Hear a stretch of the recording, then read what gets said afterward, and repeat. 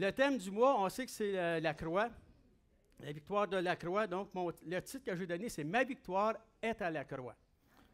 Ma victoire est à la croix. Votre victoire est à la croix. Parce que Jésus a payé pour nous. Donc, c'est à cet endroit, la croix, où ce qu'on dépose tous nos fardeaux, au pied de la croix. Pourquoi? Parce que Jésus a payé pour tous nos péchés. Fait que quand on a quelque chose qu'on vit ou quoi que ce soit, c'est au pied de la croix que ça se passe. Avez-vous? Vous savez quoi? Nous devons rejeter tout ce qui nous embête, tout ce qui peut nous entraîner à pécher. On se connaît, on sait comment est-ce qu'on vit, chacun de nous. On doit rejeter tout ce qui nous entraîne, qui nous amène à pécher. On doit le prendre, aller le porter au pied de la croix, le rejeter là. Parce que plus qu'on attend avant de donner nos choses au Seigneur, plus que le fardeau devient lourd à porter. Puis ça nous ralentit dans notre marche chrétienne. Ça nous ralentit. Plus qu'on avance, je vais y aller, Seigneur, je vais y aller, mais juste à soir, OK, juste aujourd'hui, mais demain, c'est certain que demain ne nous appartient pas, comme que la Bible dit. On ne sera peut-être pas là. On va peut-être être face au Seigneur. Fait que nous, si on veut être libérés de ça, il faut faire ça. Quand vous avez des fardeaux, des péchés, ils vont dire, j'aime pas ça, péché, j'aime pas ça. C'est comme ça que la Bible appelle ça. C'est pas nécessairement tous des péchés, nos fardeaux. C'est des problèmes qu'on peut avoir, tous. Mais ça peut nous emmener à pécher. Une personne qui a des problèmes financiers, il peut être porté à faire des choses contraires à la parole de Dieu. Puis, il va se justifier, il va dire, j'ai besoin de ça pour mes enfants. Noah se met ton manteau à côté, ça a choqué. J'avais dit tantôt, je dis, garde pas ça sur toi, ça va être trop chaud, tu vas être plus chaud que ça tout à l'heure. Mais, et puis, on dit tout simplement, voyez-vous, c'est que, on prend ça, puis là, on dit, Seigneur, qu'est-ce que je fais avec ça? Parce que ça peut nous entraîner à pécher. Ça ne va pas bien dans le couple, l'ennemi peut nous mettre des idées avec d'autres personnes, puis ça entraîne d'autres choses aussi. Tout ce qui peut nous entraîner à pécher, on va essayer de couper ça, les donner au pied de la croix. Parce que ça commence, quand on dit ça devient lourd, c'est que plus qu'on tarde, plus quelque chose qui s'ajoute tout le temps. L'ennemi vient toujours en ajouter dans le sac à dos, si vous voulez. Hein? C'est comme la personne qui marche avec un sac à dos. Ça va pas, au début, c'est pas pire, mais plus que tu en mets dedans, plus que c'est lourd à porter, à un moment donné, tu n'es plus capable. Tu écrases sur le poids du fardeau. Tu commences à avoir sur d'idées, tu commences à filer mal, tu fais de l'insomnie. Ta santé physique et mentale s'en ressent. Ça crée des dommages collatéraux à vos proches à cause que le péché vous amène à faire des choses. Vous voulez vous en sortir ou vous voulez assouvir vos passions? Ça t'emmène là. Et les autres, là, autour, des fois, on ne s'en rend pas compte. Hein? Ah, j'ai un problème, ou j'ai ça dans la tête, ou j'ai un problème de jeu, ou peu importe. J'ai quelque chose. Mais vous savez que la famille, nous, on porte le fardeau, mais nos proches, ils supportent le fardeau. C'est pas pareil. Le caractère change. Nos façons de penser changent. Comment est-ce qu'on peut faire pour vraiment dire, être libéré de ça, se débarrasser de mes comportements, de mes actions? Qui peut m'aider? Je crie à l'aide, il n'y en a pas, j'appelle ils ont des lignes d'installer, les gouvernements, si tu as besoin d'aide, quoi que ce soit, ils vont te rencontrer peut-être l'année prochaine ou dans 2 ans, si ça va bien. Mais c'est là que tu en as besoin. Mais ça a l'air tellement compliqué, mais c'est si facile. Partir et aller au pied de la croix et déposer notre fardeau au pied de la croix. On doit le faire, mais les gens ne le font pas. Mais Jésus nous a donné un moyen pour le faire dans sa parole. On peut prendre la Bible, si vous voulez, dans Matthieu 11. Comment est-ce que je peux faire ça pour libérer mon fardeau, mes affaires? Comment est-ce que je peux faire ça? Tu sais, je suis accablé par ça, puis je veux changer. Je veux changer. Ma sœur, tout à l'heure, elle disait que notre vie, c'est Jésus, évidemment. Tu sais, mais qu'est-ce que je peux faire? Puis pour le monde qui ne connaissent pas vraiment Jésus, ça ne vient pas faire grand-chose pour eux. Mais ici, dans Matthieu 11, Jésus lui dit quoi faire? Venez à moi, ça c'est Jésus qui parle, venez à moi, vous tous qui êtes fatigués et chargés, je vais vous donner du repos. Est-ce qu'il y a des gens qui sont fatigués ici? Pas fatigués parce qu'on passait la nuit à prière ou autre, là. Fatigués par, OK, chargés de fardeau. OK, je vous donnerai du repos. Donnez du repos. L'autre verset dit ici, prenez mon joug sur vous et recevez mes instructions. Je répète, recevez mes instructions. Quand on dépose nos fardeaux, on doit être attentif à la parole de Dieu, on doit rechercher sa face. C'est quoi ces instructions? Ça, c'est un début qu'on fait. C'est l'étape A. Première affaire qu'on fait, on dépose nos fardeaux au pied de la croix. Après ça, qu'est-ce qu'on fait avec? Seigneur nous donne. Recevez mes instructions, car je suis doux et humble de cœur, et vous trouverez du repos pour vos âmes. Et le verset 30 dit, car mon joug est doux et mon fardeau léger. Je sais que plusieurs d'entre nous, moi le premier, ont eu des fardeaux. J'espère pas en avoir trop, mais ce n'est pas dit que j'en aurai pas d'autres. Ça fait partie de la vie. Mais par contre, au travers de tout ça, est-ce qu'il y en a qui se souviennent, quand tu es libéré de ton fardeau, quand tu enlèves ton sac, le poids sur ton épaule, tu te sens-tu libre? Hein? Tu te sens-tu léger? Ton fardeau devient léger. Tu dis, oh, mon ami, là, je suis prêt à recommencer à faire d'autres choses. Je suis en forme, je suis de bonne humeur. Pas vrai, ça? Mais le problème, chez les chrétiens, parce qu'on parle des chrétiens, évidemment, c'est qu'à coup qu'ils ont déposé le fardeau au pied de la croix, sincère, hein? Un cœur vraiment sincère. Il y a des pleurs avec ça, il y a tout, puis c'est correct. Pas longtemps après, ils le reprennent. Et c'est là qu'est le problème. L'ennemi, il est là. Toi, tu déposes ton sac à dos ici au pied de la croix. Là, tu t'en vas. Merci Jésus, je suis libre, libéré, je suis content, je m'en vais. À un moment donné, l'ennemi vient subtilement, il tape sur ton épaule. Hey, je te ramène ton sac à dos, tu l'avais oublié là-bas. Oh, merci. On n'y pense pas. Ah, merci. On y pense, on ne réfléchit pas. On retombe dedans. On commence. Même si tu dis, non, j'en veux plus, j'en veux pas. C'est ton sac, ça. C'est ton sac, ça. Mais non, c'est pas moi, j'en veux pas, je l'ai laissé là-bas. C'est ton sac, ce gars. La colère, la jalousie, l'envie, le jeu. C'est bien ton sac, ça. La drogue, peut-être. Le sexe, peu importe. Le vol, le mensonge, peu importe. Laisse, ouais, c'est bien le mien, ça. Tu t'en vas avec, tu t'en vas de même. Le peuple dans le désert avait été libéré de l'esclavage. Libéré de l'esclavage. Aussitôt qu'il y a quelque chose qui n'allait pas, qui avait faim, qui avait soif, vous pouvez voir ça dans le livre d'Exode, vous le lirez à la maison. Aussitôt que quelque chose n'allait pas, qu'est-ce qui était? Ils voulaient revenir en Égypte. Ils oubliaient toute leur vie qu'ils avaient été dans l'esclavage.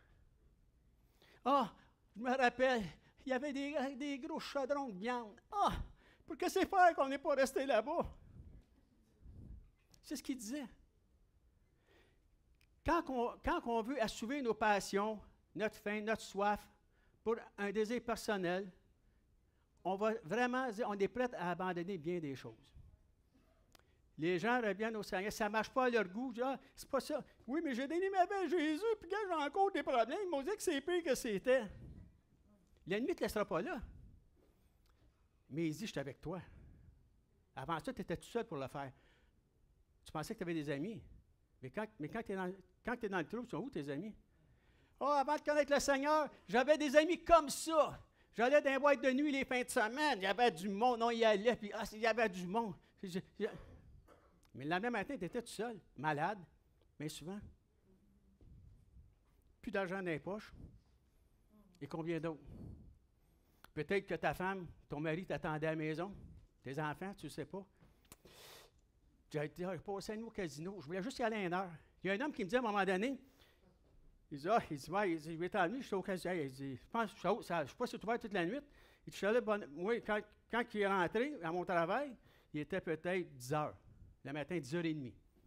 Il dit, je suis arrivé de bonne heure au casino à matin. Il dit, pour rentrer avec 1000$, il m'en reste 40. Ben, gars, des fois tu gagnes, des fois tu perds. Il le regardait. J'avais dit ça à ma femme le soir. Il tableau. Le gars, je vais rentrer avec 1000$, 1000$. Là, il dit, il m'en reste 40.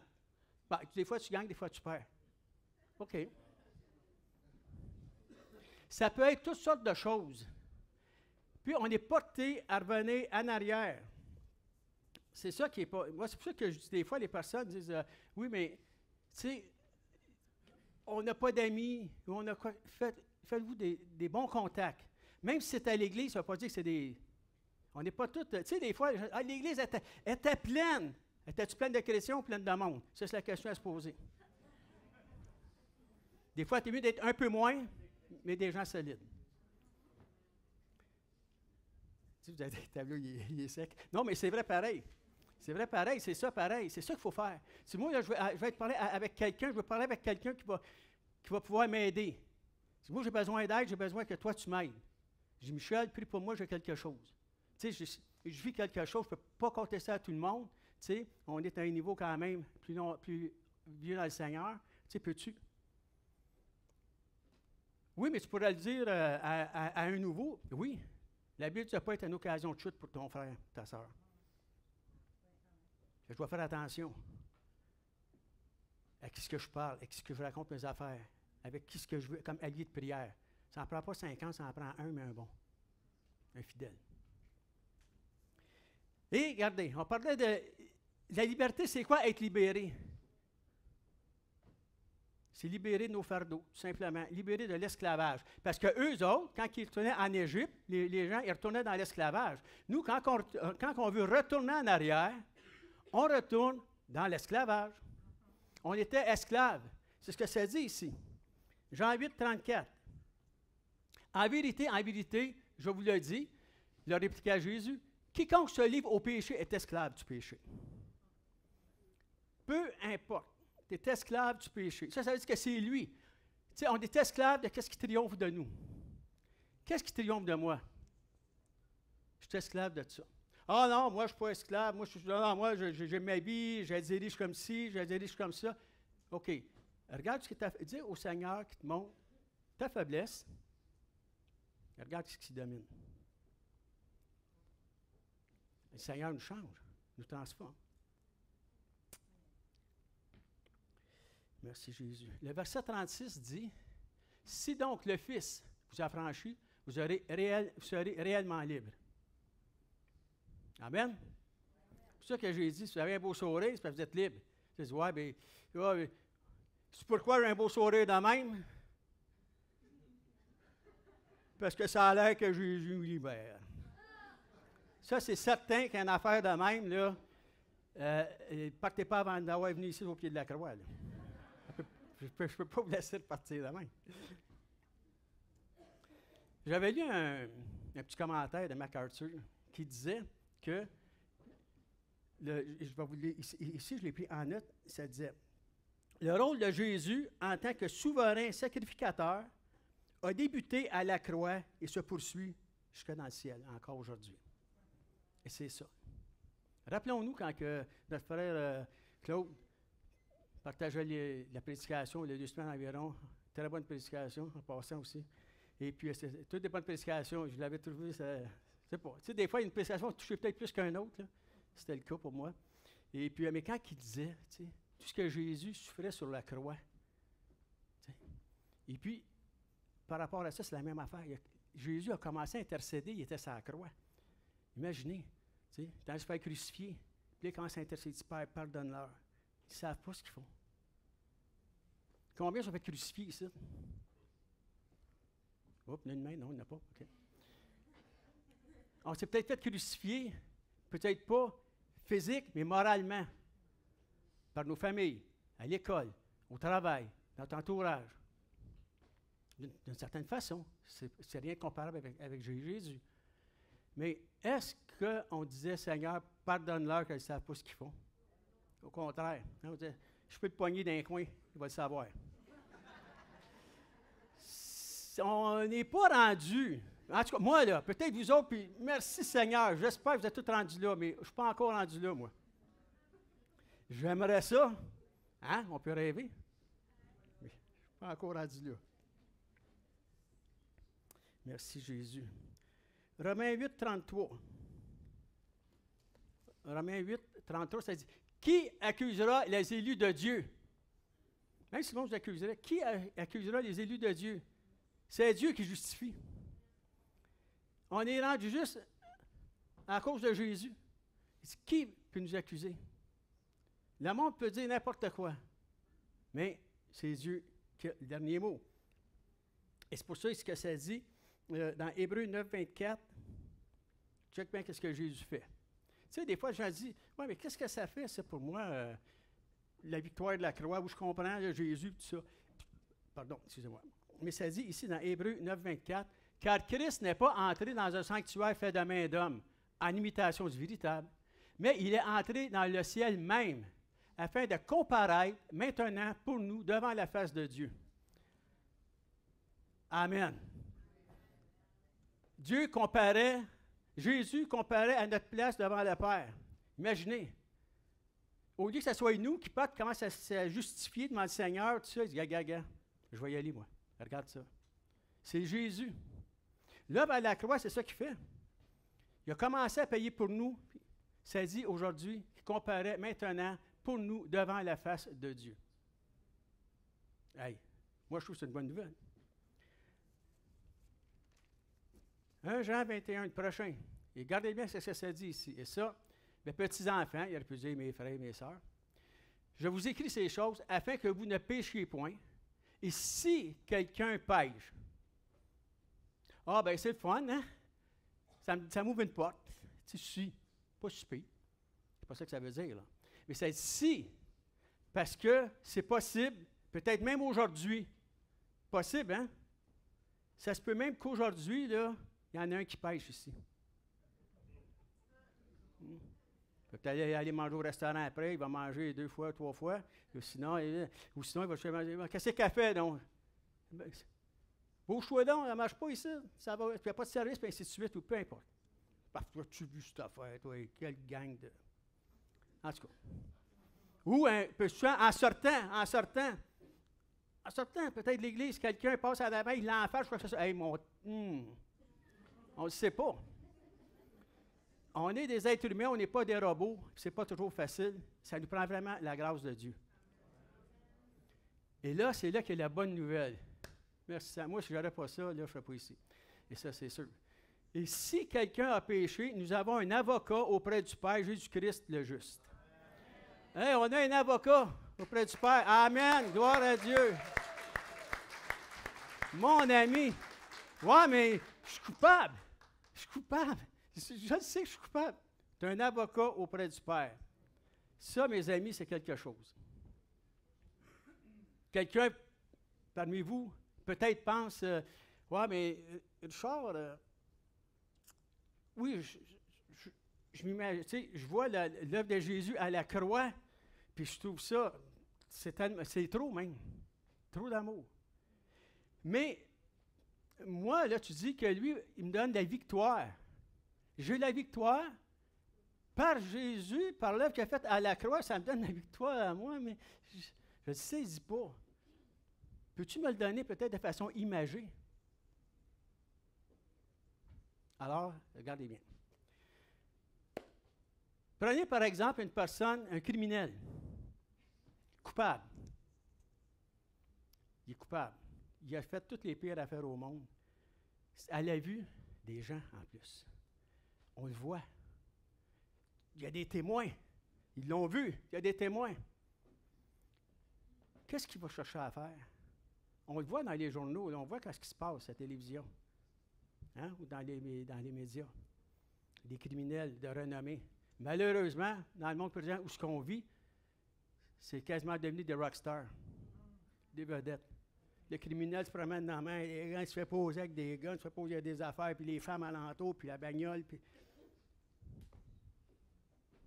Mais, on prend, mettons, un criminel notoire, si on peut dire, où ce qui arrive, puis lui, là, il sait qu'il est coupable, puis tout le monde le sait qu'il est coupable, il a toutes les preuves, il veut être libéré. Qu'est-ce qu'il va faire? Il va chercher il va faire les démarches, il va s'informer, il va prendre l'avocat le plus renommé. Une personne qui sait que le gars, là, il le voit devant lui, là. Quand il commet un crime, il le voit devant lui, puis l'avocat, là, quand il prend lui, là, le gars, il sort, puis... Victoire. N'est-ce pas? C'est ce qu'il va faire. Puis bien souvent, ils ont de l'argent pour le faire, eux autres. Mais la personne qui n'a pas d'argent pour le faire va s'endetter au pire. Père, peux-tu me prêter mon oncle, ma tante? Parce que lui, là, je sais qu'il va me défendre. Oui, mais tu es coupable. Fais ton crème. Non, mais gars, je le sais, mais je suis coupable, mais je ne veux pas y aller. Parce que là, quand on parle de la condamnation, c'est pas ici, là, à Saint-Jérôme, là, à côté, là, où ils font des haltères, ils ont un bras gros de même, toujours au ballon, puis pas ça, puis ils mangent un steak, il n'aime pas, lui. Bon, il fait un autre. Pas ça, là. On parle de la mort éternelle. Le steak va être bien cuit parce que ça a l'air que ça chauffe. Mais on parle de ça. C'est une affaire, tu dis, mais, tu sais, des fois, je dis, condamnation à la vie. L'autre a sauvé la chaise ou peu importe. Mais ça, là, c'est final, là, quand on est rendu là. Mais le Seigneur, notre Père, nous a donné son Fils Jésus. Je travaille pour ça. Fait que la personne prend un avocat comme ça. Parce qu'il y a espérance, il y a espoir qui va le libérer. Il dit, je le sais, je le sais. Il dit, je vais te dire, le gars, vas-y, l'avocat dit quoi? Dis-moi tout, cache-moi rien. Je veux le savoir. Il va y en dire un peu. On voit ça des fois dans des causes. Alors, un petit peu plus loin, l'avocat, il est surpris. Tu m'as pas dit ça? J'ai oublié. Notre fardeau, on doit tout l'abandonner au Seigneur. Pas juste ça, je le garde, puis ça un petit peu, puis ça, c'est parce que ça me fait du bien. C'est bon pour moi. Ça me fait tellement, tu sais. Juste ça, hein, Seigneur. Hein? Si on avait le choix, Seigneur, je regarde, fais une affaire, passer chacun de nous, puis qu'est-ce que tu aimerais garder? Je te le laisse faire si tu abandonnes toutes les autres. On dit, OK, moi j'aime ça, fait que les autres affaires, ça me dérange moins, moi je ne l'ai pas. Mais le Seigneur, c'est tout. Il a payé pour toutes nos fautes. Pas juste pour quelques fautes, là. C'est pour ça qu'il dit tout vos fardeaux. Fait que l'avocat en question, c'est ce qu'il fait. Il va plaider la cause de la personne, puis il est persuasif, assez qu'à un certain moment donné, le juge dit, je ne peux pas voir. Même s'il sait. Le juge, même s'il sait, il va dire. Parce que la sentence va être donnée. L'avocat va partir, il va aller voir le criminel, l'accusé, le coupable, le fautif, peu importe, appelez-le comme que vous voulez. Il va dire, t'es libre, t'es libre. Complètement libre. Y a-t-il une raison de créer victoire, vous pensez? Mais Jésus, c'est ce qu'il fait pour nous. C'est ça que ça dit, c'est un avocat auprès du Père. Il plaide auprès du Père. Il connaît toutes les choses, il veut tout le savoir. Il les connaît pareil, mais il veut nous entendre les dire. L'avocat qui est là, bien souvent, il sait qu'est-ce que tu as fait ton dossier, mais il veut t'entendre les dire. Puis des fois, il va t'appeler. Tu ne m'avais pas dit que telle date, tel soir, hey, j'oubliais pas, mais c'est pareil. Le Seigneur voit tout. Il ne nous condamne pas, il nous libère. Mais il veut qu'on soit droit avec lui. Si on veut avoir un changement dans notre vie, si on veut vraiment obtenir la victoire, c'est ça qu'il faut faire. Il faut demander, Seigneur, tu es mon avocat. Je le sais, j'ai manqué, j'ai fait ci, j'ai fait ça. Je suis porté à reprendre mes anciennes habitudes. Je retombe dans mon ancien caractère. Je lisais un livre, au début de mes années chrétiennes, j'avais un livre que je lisais, c'était de David Wilkerson. Puis, il disait dedans, et ça m'avait parlé, il disait, quand une personne retourne en arrière, une personne abandonne sa communion avec le Seigneur, la communion fraternelle, l'Église, abandonne les choses, retourne dans son péché. Comme le porcelet, hein, qu'on prend, qu'on lave tout comme il faut, mets-le dehors, il va aller se rouler dans le bout. C'est ça que la Bible dit, ça donne le même exemple que ça. Donc ça dit ici, puis moi je lisais ça, puis au travers de mes années, les vies chrétiennes, je voyais parfois, ça me revenait.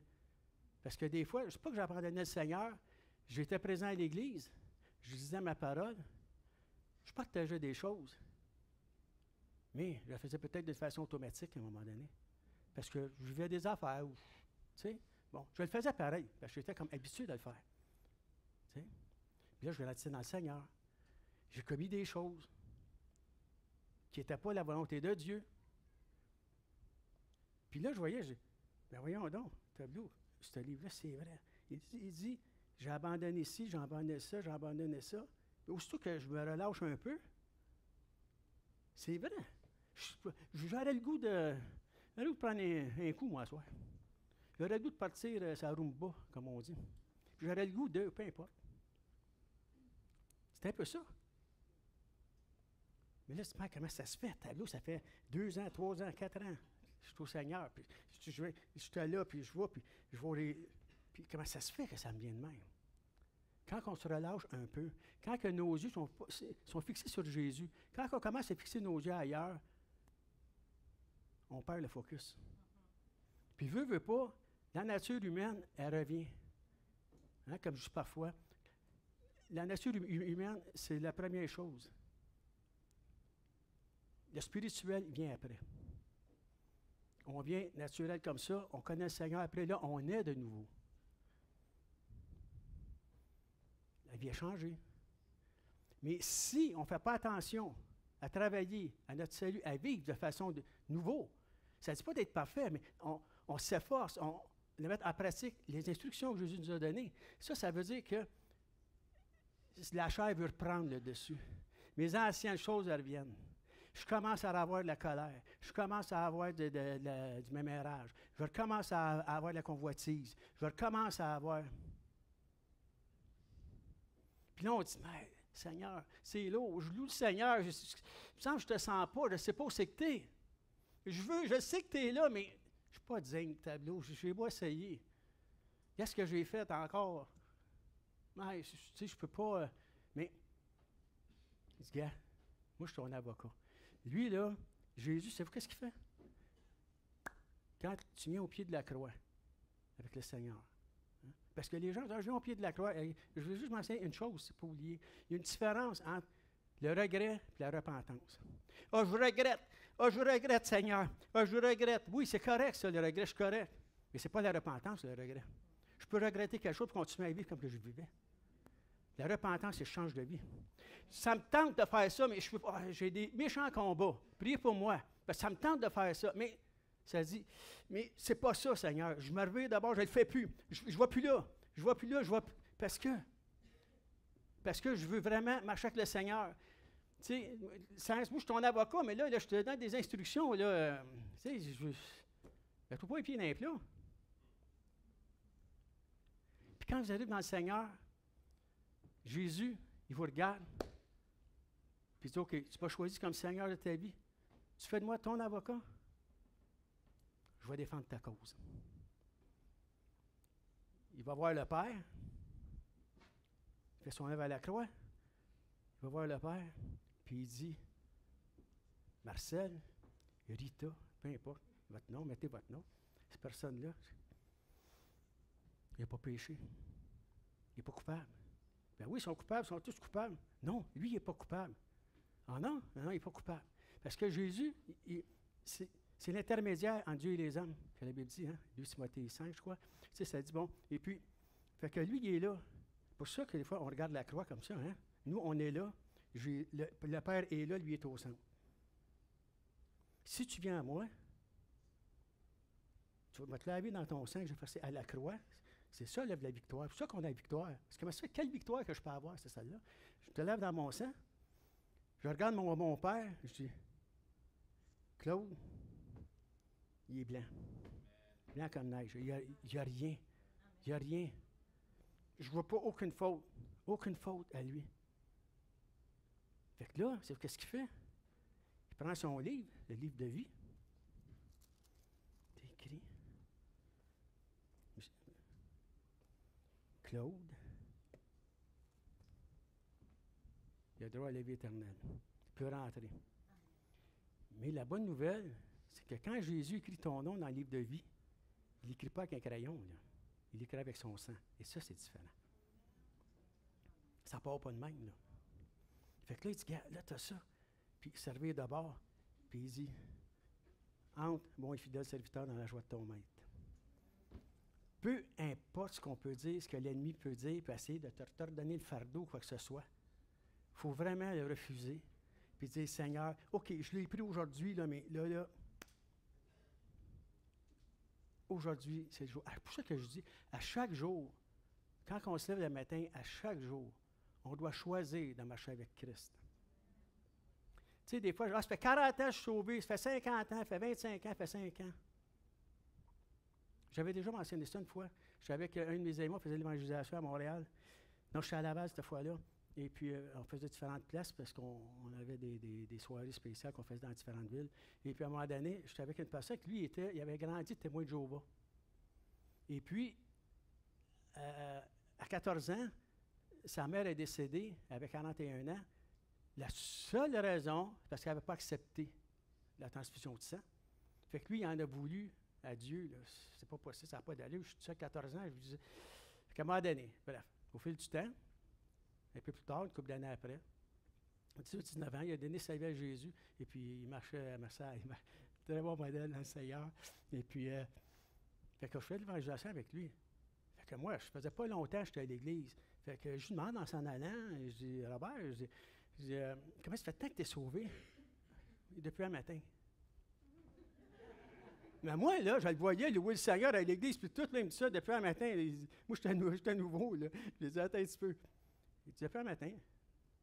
Non, je veux juste savoir depuis quand? Depuis un matin. Il dit, à chaque jour, il faut que tu décides de marcher avec Christ. Ah, là, j'avais compris. Je dis, OK, je comprends ce que tu veux dire. Fait que c'est un peu ça, hein? Gloire à Dieu. Fait que c'est ça qu'on doit faire, nous, en tant que chrétiens, à chaque jour. On doit dire, gars, Seigneur, je marche avec toi. Oui, mais hier, j'ai fait du trouble, des problèmes partout ce que j'ai passé. Hier, ça éclatait partout. Là, puis j'en étais tellement content, même. Excuse-moi, mais ça me faisait plaisir. Ça fait longtemps que je voulais brasser. C'est un exemple que je donne. Bon, bien là, je dis, gars, aujourd'hui, Seigneur, je te demande pardon. Aujourd'hui, Seigneur Dieu, je vais être avec toi. Je sais que j'ai fait ça. Tu es mon avocat. Peux-tu plaider encore ma cause? Ça dit qu'il continue. Et il est continuellement à nos côtés. Le verset 1 Corinthiens 15, 17, c'est le verset de l'année en plus, je crois. Ça dit, aussi le verset de l'année, ça dit, mais grâce soit rendue à Dieu qui nous a donné la victoire par notre Seigneur Jésus-Christ. Amen. C'est ça. Hey, moi, je donne la gloire à Dieu pour ça. Merci Seigneur. Il nous a donné la victoire par Jésus-Christ. Donc, savez-vous qu'un avocat, comme on a parlé tantôt, là, c'est dispendieux. Un avocat, là, qui a une renommée. La Bible dit que Dieu, ça dit ici dans le psaume, ça dit, la renommée du Seigneur c'est accru comment? Par l'accomplissement de ses promesses. Fait qu'il y a une réputation. Hein, on parlait tantôt des avocats qui ont une grande réputation parce qu'ils ont fait telle et telle affaire, ils sont reconnus, on les voit partout, puis c'est très dispendieux. Hein? Mais ça dit que notre avocat à nous, il a accru sa renommée par l'accomplissement de ses promesses. Parce que qu'est-ce qu'il dit? Il fait. Il fait. Ça, un avocat comme ça, c'est hors de prix. Personne ne peut se payer un avocat comme ça. Personne ne peut payer un avocat qui va sauver la vie d'une personne, qui va transformer sa vie, de lui, de sa famille, de ses proches. Personne ne peut faire ça. Il va avoir une cause, il va dire, c'est toi que je défends, je vais travailler ta cause, les autres feront comme, ils viendront voir. Mais lui, à cause de la victoire qu'il nous a donnée, on peut amener nos personnes au Seigneur, à notre avocat.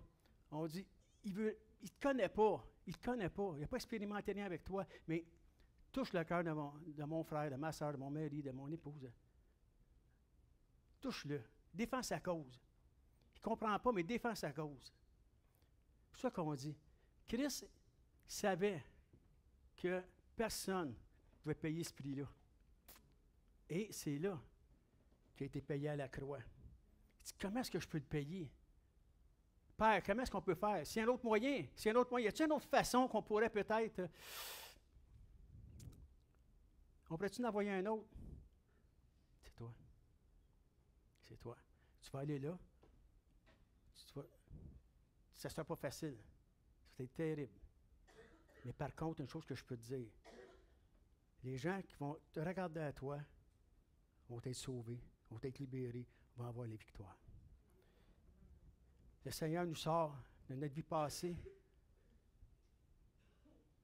de notre esclavage, de notre Égypte, si on pourrait dire, il y a un chant qu'on chante comme ça aussi. De tout ce qui nous gardait accaparés. De tout ce qui faisait, comme Luc tantôt, il y avait la prière, il parlait qu'on a une prison intérieure. Des fois, tu regardes, les gens sont plus en prison en dehors que ceux qui sont là-bas. Tu essaies, c'est tellement serré. On dit que les taux se resserrent constamment. Je ne sais pas où je vais en venir, je ne sais pas comment je vais en sortir, quoi que ce soit. On est assez. C'est le rôle de l'ennemi, hein, de Satan, de nous ébranler un peu de même. Pour pas qu'on garde nos yeux fixés sur Christ, puis qu'on regarde aux promesses, puis qu'on dit, Seigneur, je le sais, ta renommée a été accrue par l'accomplissement de tes promesses, je le crois, Jésus. On est assez perturbé à un moment donné, là, qu'on n'est pas à regarder ailleurs, puis essayer, c'est trop long. On va essayer peut-être de se défendre par y a-t-il un autre moyen qu'on peut s'en sortir? On va essayer.